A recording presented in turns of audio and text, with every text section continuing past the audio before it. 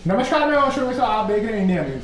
Champions trophy 2025 Dubai में भारत और पाकिस्तान के बीच में एक धमाकेदार मैच देखने को मिला। उसमें टीम इंडिया ने हराया ही चारों खाने चित कर दिया, रौंद दिया पाकिस्तान को। वैसे भी आईसीसी इवेंट हो या बाकी सीरीज तो सालों हो गई, लेकिन जब भारत और पाक का मुकाबला होता है तो भारत 10 में से 9 बार तो एक ही नतीजा आता है। तो उम्मीद क्रिकेट फैंस पाकिस्तान हमेशा एक पाले रखते हैं, इस बार जीत जाएंगे, लेकिन वो होता नहीं। इसी पे और विस्तार से चर्चा करने के लिए हमारे साथ दुबई से करण जी जुड़ रहे हैं। करण जी, आपका स्वागत है। जी नमस्कार अश्विन भाई, थैंक यू। कैसा लगा मैच भारत और पाक का, और किस तरीके से आप एक्साइटमेंट थी? आप कई सारे क्रिकेट फैन से बात की और उसके बाद आप जिस तरीके से रिपोर्ट दे रहे थे, अगर स्टार्टिंग की बात करें, जब बाबर और इमाम खेल रहे थे तो एक समय ऐसा लगा 41 रन की जो पार्टनरशिप थी कि आज पाकिस्तान कुछ नए प्लानिंग के साथ और चेंजेस के साथ आया और भारत के लिए बड़ी मुश्किलें साबित करने वाला है। नहीं, देखिए, प्लान में तो कभी पाकिस्तान रहा ही नहीं। और जिस तरीके से फ़खर जमान के बाद इमाम उलग की एंट्री होती है प्लेइंग 11 में, उनको भी नहीं पता था कि मेरा रोल क्या है। रिजवान को नहीं पता था कि इनका रोल है क्या एग्जैक्टली। उसके बाद से जब 2 विकेट आउट रहते हैं पाकिस्तान, एक साझेदारी बनती है पाकिस्तान की तरफ से, बट वो भी बहुत धीमी साझेदारी। वो उस साझेदारी को कन्वर्ट नहीं कर पाते रिजवान और साउद। जिस तरीके से बल्लेबाजी कर रहे थे, 2.70 का औसत जो मिडल ओवर्स में रिजवान और साउथ खेलते हैं, उस हिसाब से पाकिस्तान को तो कहीं नहीं जा रहा था। और जिस तरीके से मैच खत्म होने के बाद रिजवान ने ये बोला कि हम शुरुआत से 270-280 ही देख रहे थे। जब आपका विजन ही 270-280 का था तो आप कहाँ बड़े स्कोर की तरफ जा रहे थे। देखिए, ये बात बिल्कुल सही है कि ग्राउंड बहुत बड़ा था, आउटफील्ड बहुत स्लो थी, पिच इतनी बैटिंग फ्रेंडली नहीं थी, बट शाम होते होते अंडर द लाइट्स जिस तरीके से भारतीय बल्लेबाजों ने धुनाई की है, जिसको मैं कहूँगा पिटाई की है पाकिस्तानी गेंदबाजों की, वो होना ही था, निश्चित था। बट हाँ, पिच ऐसा बिहेव करेगी ये हमको नहीं पता था। हमको लगा कि थोड़ी सी रुक के आएगी, भारतीय बल्लेबाजों को भी थोड़ी सी तकलीफ हो सकती है, बट वो बहुत ही कैजुअली खेले, बहुत ही ईजिली ये टारगेट चेस किया। अभी भी 8 ओवर बचे थे जब भारत ने अपना ये जो दूसरा मैच है वो जीता। और कोहली ने, सब जानते हैं कि कोहली का वो चौका जिसने ये मैच जिताया, और पाकिस्तान ऑलमोस्ट अब सेमीफाइनल के बाहर है। टाइम लिमिट भी होता है अश्विन, आप ये को समझना चाहिए कि वो बिहाइंड द टाइम चल रहे थे, तो इसलिए रोहित शर्मा ने रिस्क नहीं लिया और स्पिनर्स पे भरोसा दिखाया। शुरुआत में हमें विकेट्स नहीं मिले, 5-6 ओवर तक हमने देखा कि हमने बहुत स्ट्रगल किया जब दोनों बल्लेबाज रिजवान और साउद खेल रहे थे। उसके बाद जब विकेट आई तो ऐसी जड़ी लग गई कि कोई भी बैट्समैन टिक नहीं पाया। और स्पिनर्स ने, मैं कहूँगा कि स्पिनर्स ने ही सबसे ज़्यादा विकेट्स लिए। कुलदीप की बात करें तो 3 विकेट्स तो कुलदीप ने लिए, हार्दिक पांड्या ने 2, अक्षर और रविंद्र जडेजा ने 1-1। तो स्पिनर्स के नाम पे 3, 1, 4 और 1 5 विकेट तो स्पिनर्स ही लेके गए हैं। बिल्कुल बिल्कुल, और ये बहुत अच्छा रहा। इसके साथ साथ हार्दिक पांड्या ने इंटरनेशनल में 300 उन्होंने विकेट पूरा किए, कुलदीप ने अपने 200 विकेट पूरा किए। ये तो रहा गेंदबाजी भारतीय खेमे से अच्छी हुई। और आई होप कि रिपोर्ट कोई आ रही समी तो बिल्कुल ठीक है करण जी। नहीं, देखिए, अभी तक तो ऐसा कोई इंजरी स्केयर नहीं है टीम इंडिया को, और अगर होगा भी तो मेरे को लगता है बहुत टाइम है, काफ़ी टाइम है। अगला मैच जो है वो हमारा 2 मार्च को होने वाला है न्यूजीलैंड के खिलाफ। तो ये जो गैप मिल गया ये बहुत बेनिफिट देगा भारतीय टीम को। ये पता रहेगा, सिनेरियो पता रहेंगे कि कौन कौन सी टीम सेमीफाइनल में जा रही है, जो कि अब क्लियर है। हमारे ग्रुप से तो क्लियर है, ग्रुप बी से क्लियर है कि भारत तो सेमीफाइनल में जा ही रहा है। उसके बाद न्यूजीलैंड के जो 2 मैचेस बचे हैं उस पर कैसा वो खेलती है। अगर न्यूजीलैंड एक भी मैच जीतती है तो उनकी रन रेट भी अभी टॉप पे चल रही है। तो न्यूजीलैंड और भारत मेरे को लगता है ग्रुप बी से सेमीफाइनल में ज़रूर जाएंगे। पाकिस्तान चाहे उम्मीद करता रहे, कुछ भी होप्स लगाता रहे कि बांग्लादेश हरा दे, भारत न्यूजीलैंड को हरा दे, देखिए तोड़ जोड़ की से जो गेम है वही पाकिस्तान को सूट करता है। अब यहाँ पे साफ हो गया कि जो होस्ट नेशन है वो सिर्फ दर्शक बन के ही मैच देखेगा। बिल्कुल, और थोड़ी बैटिंग में बात कर लेते हैं। आप जब 241 रन का बोर्ड पे स्कोर था तो आप किस तरीके से देख रहे हैं कि साहिल शाह अफरीदी और नसीम कहीं ना कहीं जो रिकॉर्ड रहा है, विराट, रोहित एक जहन में चल रहा था, लेकिन उन सब की इधर कितना अच्छा परफॉर्मेंस किया। बेशक रोहित ने 20 रन बनाए हैं, शुभमन गिल ने एक अच्छी शुरुआत दी उनके साथ। किस तरीके से आप शुभमन गिल का रोल देख रहे हैं? उसके बाद हम विराट पे बात करेंगे, शुभमन गिल की और रोहित की स्टार्टिंग के बारे में बात करें, किस तरीके से उनका नॉक रहा। देखिए, रोहित शर्मा ने हमेशा से स्टार्ट दिया, अच्छा स्टार्ट दिया है। इस बार भी उन्होंने स्टार्ट दिया। बट हाँ, कहीं ना कहीं उनको ये स्टार्ट को लंबा बदलने की ज़रूरत है, तब्दील करने की ज़रूरत है। आप एक ऐसा टूर्नामेंट खेल रहे हैं जहाँ पे आपको चलना बहुत ज़रूरी है। देखिए, ज़रूरी है कि आप चलें up the order. Shubman Gill को कॉन्फिडेंस रहता है, पूरी टीम को कॉन्फिडेंस रहता है जब एक विकेट गिर जाता है। और जो रोहित शर्मा आउट हुए शाहीन शाह अफरीदी की गेंद में, वो बेहतरीन गेंद थी, उसको आप नकार नहीं सकते। और वो रोहित शर्मा की कमज़ोरी भी है कि वो इन स्विंगिंग यॉर्कर पे हमेशा से ही जो है वो ज़्यादा बीट होते नज़र आए। इस बार भी बॉल ने गैप ढूंढ लिया और सीधा स्टंप्स पे जाके लगा, तो बेहतरीन गेंद थी।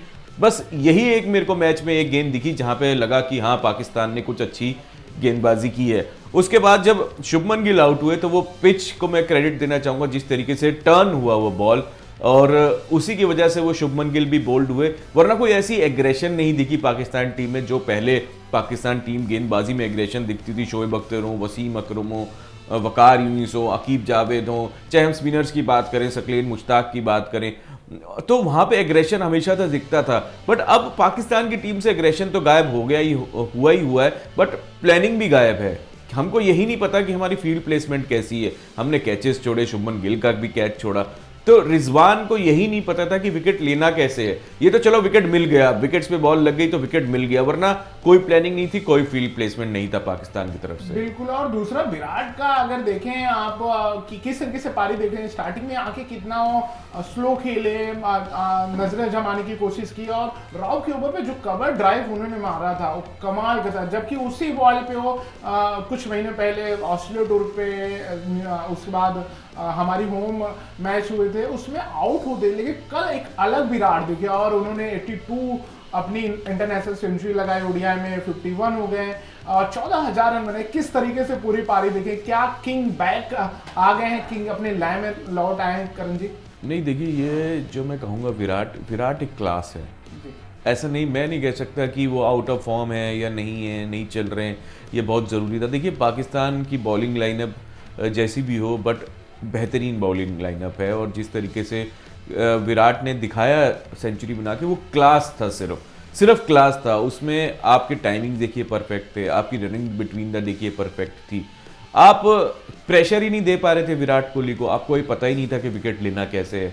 तो विराट कोहली ने अपना गेम खेला, अपना टाइम लिया, और देखिए जाते जाते वो स्ट्राइक रेट 90 का स्ट्राइक रेट, कोई बुरा स्ट्राइक रेट नहीं था। चाहे वो शुरुआत में स्लो खेले, बट उन्होंने बाउंड्रीज भी लिए, उन्होंने सिंगल्स भी लिए। और विराट ही कोहली की अगर हम बाउंड्रीज की बात करें तो 7 चौके, एक भी छक्का नहीं है। तो इससे पता चलता है कि वो अपनी टाइमिंग के साथ खेले, ज़्यादा रिस्क नहीं लिया, फील्ड प्लेसमेंट बहुत खुली थी, बहुत जगहें थी, और सिंगल डबल्स ले लेके वो अपनी सेंचुरी पूरी करते हैं। तो ये जो है वो क्लास विराट कोहली की फिटनेस पे दिखाता है कि उन्होंने कितनी मेहनत की है अपने रनिंग पे, और फिटनेस उनकी, वो कितने फिट हैं कि आप सिर्फ 7 बाउंड्रीज लेते हैं अपने शतक की पारी में, और बाकी जो रन्स आते हैं वो सिंगल डबल्स में आते हैं। तो ये जो प्लेयर का जो खड़े रहे फर्स्ट डाउन से लेके लास्ट तक, जब तक टीम जीत नहीं गई, और विराट कोहली कहीं भी ऐसे दिखे नहीं कि थक रहे हैं, कोई ब्रेक नहीं, कोई ज़बरदस्ती का मैं कहूँगा एक्टिंग नहीं करी कि, तो वो खड़े रहे। तो ये दर्शाता है कि पाकिस्तान से हम क्यों जीते, हमारी फिटनेस बहुत अच्छी थी, हमारा जो कमिटमेंट है गेम के लिए वो बहुत अच्छा था, इसीलिए विराट को आउट नहीं कर पाए। कोई गेंद नहीं पता थी, कोई प्लानिंग नहीं थी। बिल्कुल। आखिरी 2 सवाल करण जी आपसे पूछूंगा और समझना चाहूंगा। वैसे भी नो डाउट जिस तरीके से कल वो लय में देखे, कमाल के परफॉर्मेंस उनकी दिखी, और भारतीय टीम का जो टॉप 4 है, आप कहें पूरी तरीके से वो फॉर्म में लौट आए उनके सारे बल्लेबाज। और अब इस पर थोड़ा सा बात कर लेते हैं कि ओवरऑल आपको की मोमेंट क्या लगा, ये मेरा सवाल है। उसके बाद एक आखिरी सवाल और आपसे मैं जानना चाहूंगा, समझना चाहूंगा कि क्या पाकिस्तान में चल रहा है, उनके पूर्व खिलाड़ी ही क्या अपने टीम की आलोचना है कि जो सोशल मीडिया से वीडियोस आए हैं। बिल्कुल, देखिए, जितनी भी बात हुई पाकिस्तानी टीम से या फैन से, या जितने रिएक्शंस आ रहे हैं, सब ने यही जो समरी ऑफ, मैं कहूँगा सबकी समरी निकली, वो यही थी कि टीम का बैलेंस ही नहीं था, प्लेइंग 11 हमारा अच्छा नहीं था, हमारा टीम सिलेक्शन अच्छा नहीं था, हमारी कप्तानी अच्छी नहीं थी, हमारी फील्ड प्लेसमेंट अच्छी नहीं थी। तो समरी में सबने यही बोला है, मैनेजमेंट को ही कोसा है कि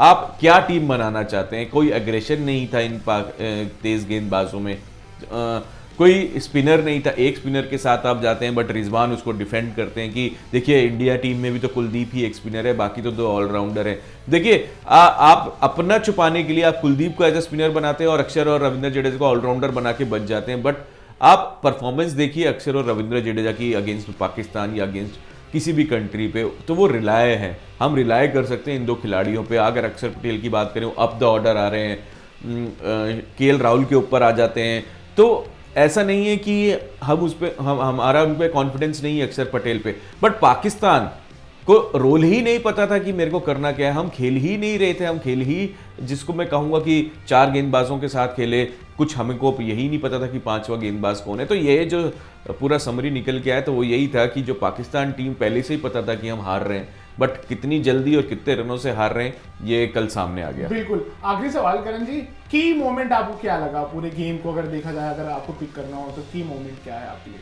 ये की मोमेंट तो यार देखिए हमारे लिए विराट की सेंचुरी था। जिस तरीके से जब जैसे जैसे टारगेट के पास हम जा रहे थे तो वो सिंगल्स डबल और सिर्फ यही सब सोच रहे थे कि विराट की सेंचुरी हो जाए। सबने यही प्रे किया होगा कि विराट आज सेंचुरी कंप्लीट करे, और रोहित शर्मा के जो रिएक्शंस आ रहे थे ड्रेसिंग रूम से, वो की मूवमेंट है, वो एक टीम स्पिरिट दिखाते हैं कि आप सेंचुरी मारिए, आप छक्का मार के फिनिश करिए, और उन्होंने फिर लास्ट में चौका मारा जब 2 रन चाहिए थे और सेंचुरी फिनिश की। तो ये जो की मूवमेंट है, इसे एक मैं कहूँगा कि टीम स्पिरिट दिखती है, टीम कितनी यूनिटी है हमारी भारतीय टीम में, ये साफ दिखता है कि रोहित शर्मा बैठ के आपको सिग्नल दे रहे हैं, अक्षर पटेल आपको कह रहे हैं कि नहीं यार तू मार, मैं नहीं भागूंगा। तो ये सब जो मैसेजेस हैं ये जाते हैं, हर कोई ये चाहता है कि विराट कोहली अपने रौद्र रूप में आए, और अभी भी बहुत मैचेस खेलने हैं, अभी तो सिर्फ हम पाकिस्तान से जीते हैं, बट हमारा जो मेन एम है वो है ट्रॉफी उठाना। बिल्कुल, 2013 के बाद फिर से हमें टाइटल पे कब्जा करना है। वैसे भी पाकिस्तान को चारों खाने चित कर दिया, और 2017 चैंपियंस ट्रॉफी का भी बदला करण जी भारतीय टीम ने बिल्कुल बाकायदे एक तरफा मैच करके पूरा चुका दिया। हमारे साथ बातचीत करने के लिए करण जी थैंक यू। फिर जुड़ेंगे आपसे और जानेंगे कि अगले मैच में क्या टीम इंडिया कुछ नई रणनीति के साथ आ रही है, और इस बार क्या टाइटल जीतने की प्रबल दावेदार जो मानी जा रही है इंडिया टीम, क्या जीत कर इंडिया लौटेगी। धन्यवाद।